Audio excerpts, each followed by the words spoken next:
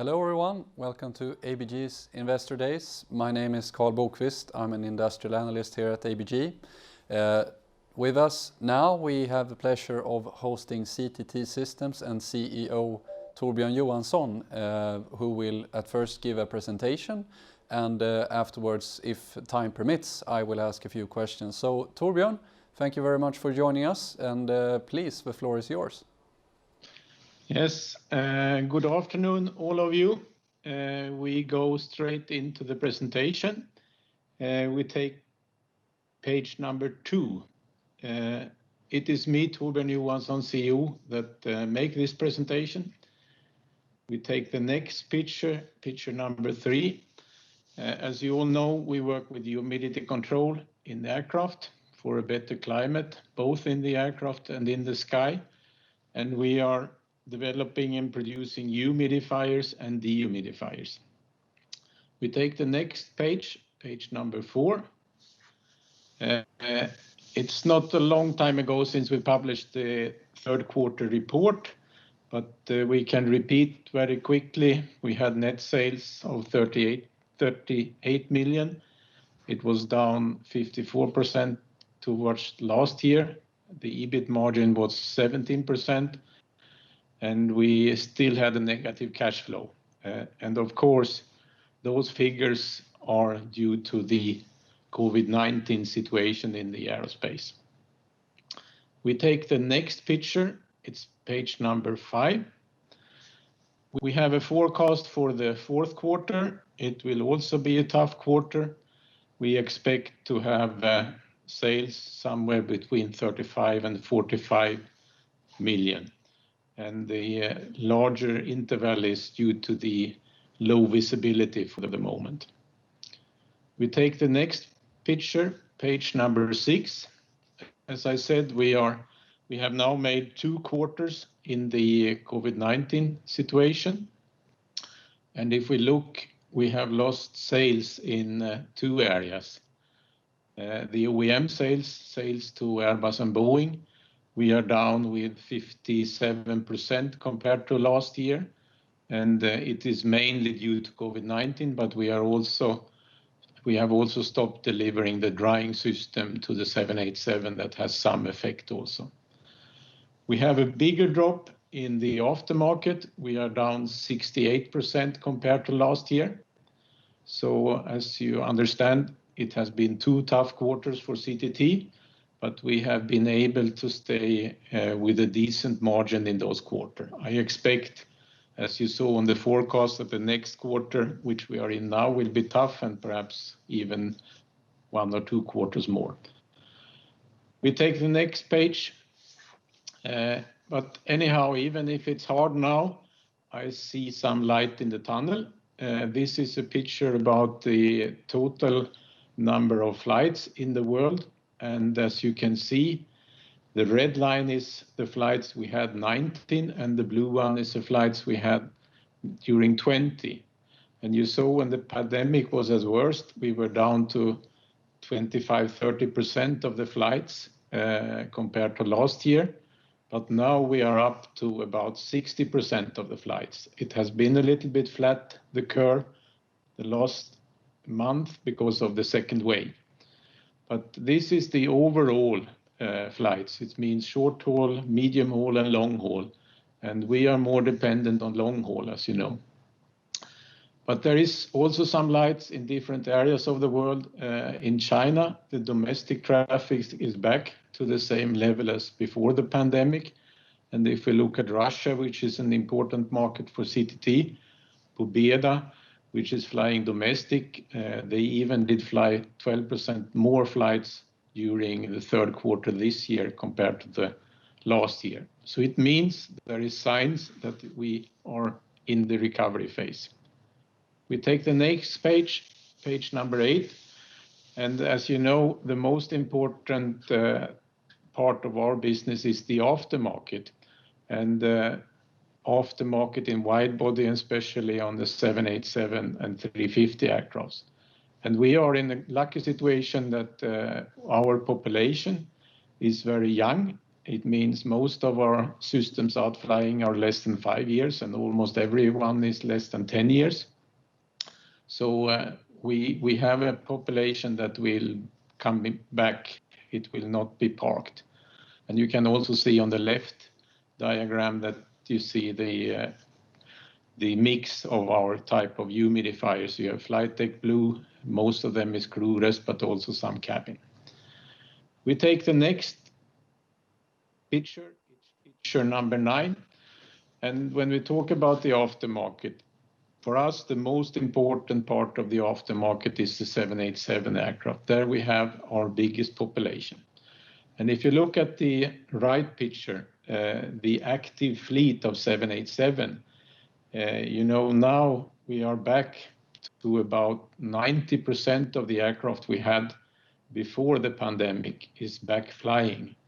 It was down to less than 50% when it was as worst, but many of the 787s are flying. But what we don't have is, if you look at the left diagram, we are not back to full utilization of the aircrafts. If you look at the average 787 aircraft, it is now flying 44% of the flight hours we had before the pandemic. But we were down in June as low as 25%. So we have a recovery on the 787. And the figures are similar on the A350. And I think this is a little bit logical because the 787 and the 350, they are the most modern aircraft. So they will come back earlier in the air than the older and long-range aircraft. So it means that our system will be back earlier than the complete long-haul fleet is back. So we are lucky to be on the right type of aircraft. We take the next picture, and that is picture number 10. As you saw on the last page, we have a recovery, but I think the recovery will get quicker during 21, and that is because of the vaccine. With the vaccine that works, it seems like we have 2 or 3 of them on the way. I think people will start to fly again, and there will be a demand for flight. It will be a demand by business and leisure travel. So I think we can grow quicker in our aftermarket during 21 than we perhaps think now. Leisure travel on the long run, I think there is no indication that the global people will not travel in leisure in the future. I think we will bounce back. Perhaps it will take a little bit longer time for business travel, and perhaps business travel will be a little bit reduced compared to before COVID-19 because of the IT development. This meeting today is a typical example of that. Perhaps it works with IT, but for us, even if the business travel is not coming back 100%, we still have a lot of possibilities to grow. We take the next page, page number 11. If we look here at the pandemic and what it means for us, perhaps we could have some benefits regarding the humidifier market. I think it is more focus on air quality in the future. It will be more focus to fly safe and well and not to be dried out. I think this air quality, air humidity discussion could help us in the long run to sell more humidifiers. On the dehumidifier side, I think we will have some help when the pandemic is over. It will be even more focus on sustainability, and sustainability is a thing that can drive the sales of dehumidifiers. The dehumidifier reduce fuel consumption and reduce the CO2 emission. And there is a lot of stakeholders that will put pressure on the airlines to be more green. We take the next page, page number 12. Stakeholders, that is perhaps the public, perhaps political and so on, they will really try to make the airlines more green, and the drying system could be a piece in this. Take the next picture. If we look at the humidifier on board, I think there is more and more discussions about the immune system. The immune system suffers from very dry environment for a long time. It is more and more discussions about how the virus is transported in the air. If the air is very dry, there is a tendency that the droplets can travel longer distances. It means you need to have a longer distance between people if it's very dry. So those discussions that we have due to COVID-19 will be positive for the humidification system in the long run. It will be less acceptable to dry out during long-haul flights. We take the next page. As you have seen, we have started a cooperation with Camfil. It's a world-class air quality company specialized in filters, and they are located with their development in Trosa, not far away from us in Nyköping. And the idea is that we should introduce some of the Camfil technology, filter technology, into our humidifiers to make the humidifiers more attractive. It means with the humidifier in the future, you could humidify the air, of course. You can take away VOCs on ground operations. Sometimes you get fume from the engines into the cabin. We can take away that with Camfil filters.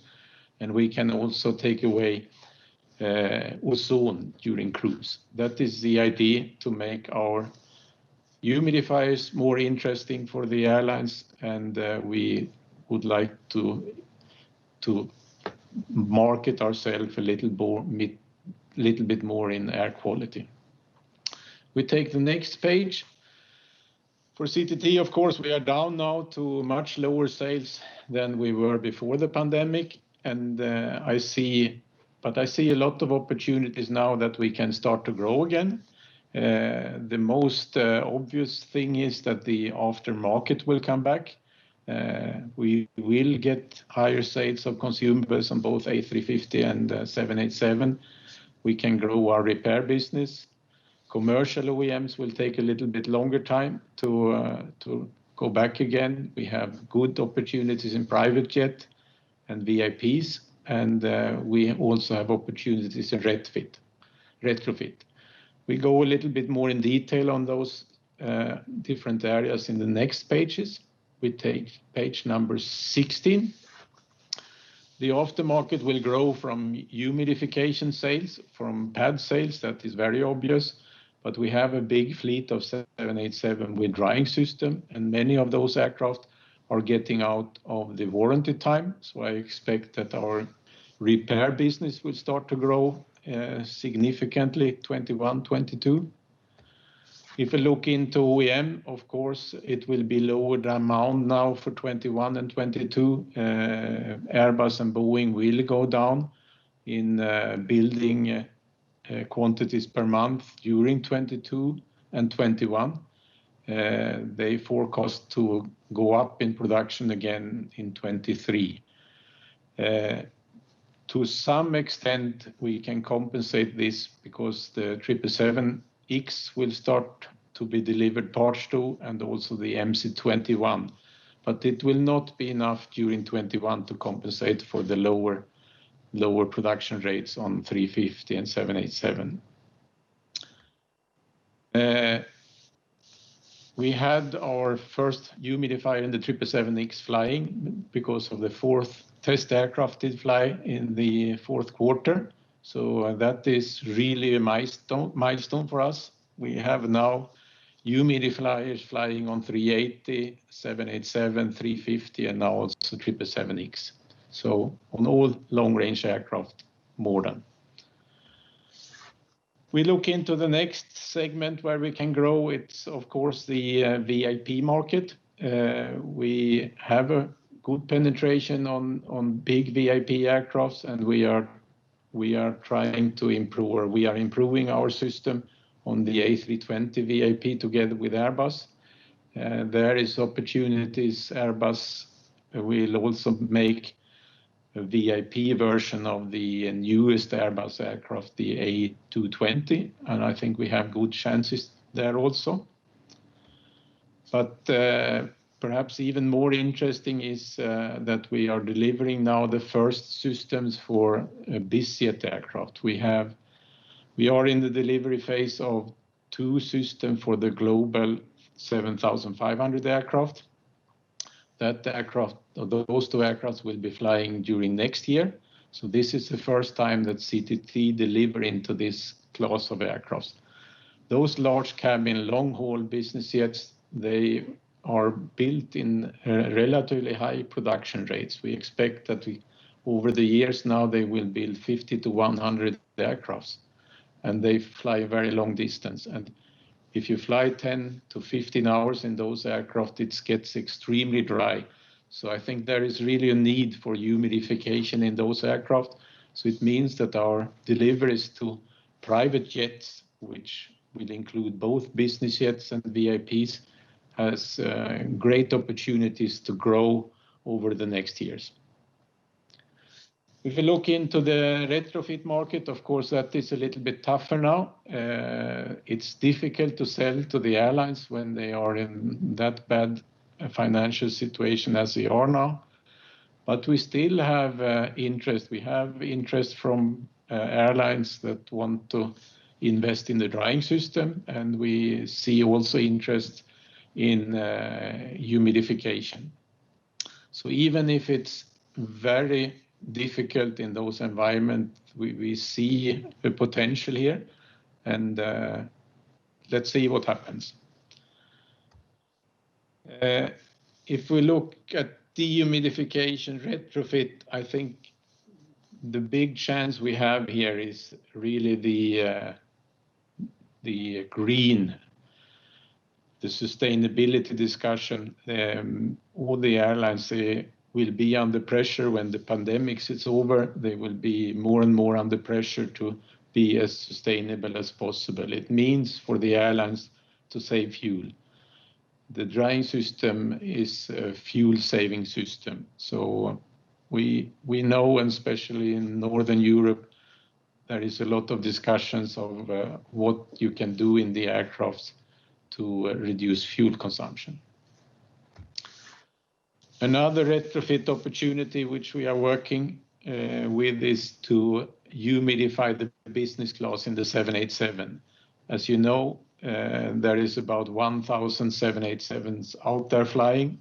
Most of them have humidifiers from us in cockpit and crew rest, and it would only need one more humidifier to also humidify the business class.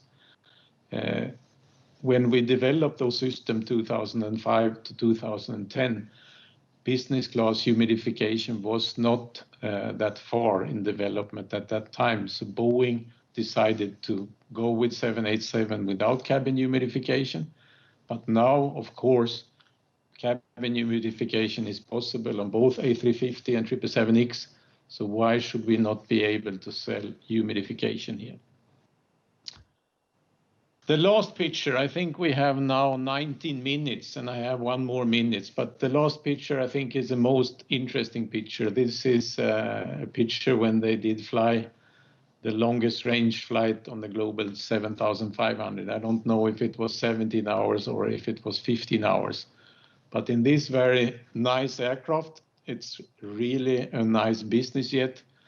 There will be 2 of these aircraft type flying next year with CTT's humidification system on board. And believe it or not, those 2 aircraft will be equipped with 4 humidifiers and 1 dryer. So it means such an aircraft, you know, the average 787 aircraft has perhaps 2.4 humidifier. So those aircraft could have will have more humidifiers than even a 787. So for us, we really break into a very interesting market. Okay, the last picture is question and answers. So please, Carl, do you have any questions? Of course, Torbjörn. So let's start with one of the first opportunities that you mentioned that had to do with repairs. Just for us to get a feel for it, you said that you had around 2,000 dehumidifiers currently operating, so to say. And we know that you, in your annual reports, have illustrated the relationship between the initial point of sale and the value from your aftermarket revenue. So just to get an insight into how much revenue are we talking about from the repair sale, so to say? Is it more similar to the aftermarket price, or that you actually replace the entire unit so it would be equal to what you sell for in the OEM channel? No, I think if you talk about those 2,000 dehumidifiers out there, that is one on 787. Of course, if you get a failure in those units, you will repair them. So the repair business, we expect over the life of a dehumidifier that you will have the same revenue in repair as you have the initial sales. But this sale starts after the warranty time has gone, and the warranty time is 4 years. And normally a unit don't break the first 5 or 7 or 8 years. But we are coming in now in a phase where we think we will have more repairs on 787. So there will be revenue. It will not be the same good revenue as we have for a humidifier, because there we change more expensive parts every year. But it will be substantial over the next 5-10 years with repairs on the 787. And you also mentioned that you are now actually running test flights on the 777X with the humidifier installed. So in your view, how long do you think it will take before we go from test flights to first commercial launch? I think normally the 777X would have been delivered by the end of 21 or early 22. So I think it depends a little bit on the pandemic, but it's so much prestige in this project, so I think Boeing really would like to get delivery, and Emirates will like to start to fly this aircraft. And of course you're talking a lot about different long-term opportunities across different aircraft models, but in the near term and the ongoing recovery, you mentioned in your last report that there was potentially a sort of inventory adjustment, that we could see aircraft actually returning into service, but your aftermarket revenues did not really follow that kind of similar development. So if possible, what have you seen in the near term? Do you still expect an uptake in your own aftermarket business in line with the recovery in aircraft? This is a tricky question because it's the most important question about the next report. So I don't have any more comments than I had after the Q3 report. We are coming closer to the Q4 report, so I really don't want to comment on that in detail. But it's obvious because we have the recovery on the 787 and the 350, and it will continue, and I think the recovery will go quicker after you have started to use the vaccine. So independent when it will come during 21, but exactly how quick that happens and from which quarter it happens, I cannot and don't want to comment. You will see that in the report. And final question before we run out of time here. Have you seen any new development in terms of either new competitors or customers that would like to renegotiate terms or anything like that? You have historically had a very, very strong position in this niche. No, we have, as I know, we have still no competitor, and I think it's very obvious that there is lower risk for competition when we have bad times in the aerospace.